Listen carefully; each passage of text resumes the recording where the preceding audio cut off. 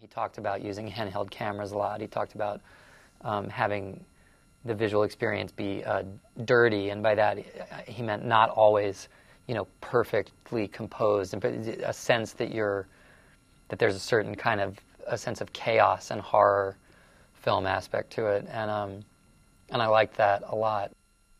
What Blonsky becomes is the embodiment of what Banner doesn't want to have happen, which is for this thing inside of him to be replicated and turned into a weapon in a way.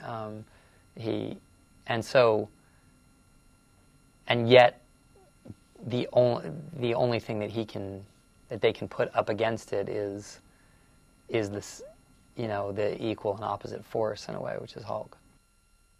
Liv seemed just to me like a really, really perfect choice for Betty, in the sense that I think Liv has this fantastic quality of empathy.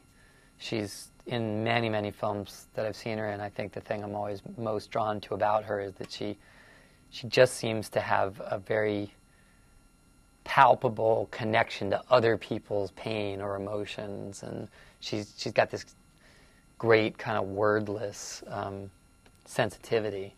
And if there was one thing I think you needed in Betty, in our version of it, it's that she has, in our version of it, Betty has the totally unique quality of being able to look at Hulk and still see Bruce. Everybody else sees this horrific force of rage, and she basically still keeps looking for her friend in there, and ultimately is the only one in the film who's able to connect with him by continuing to relate to him as Bruce. Louis thinks big. I mean, he really does think big. For a very quiet and, you kind of sometimes think of the personalities who make these types of films as kind of big personalities making big movies, and Louis is the total opposite of that.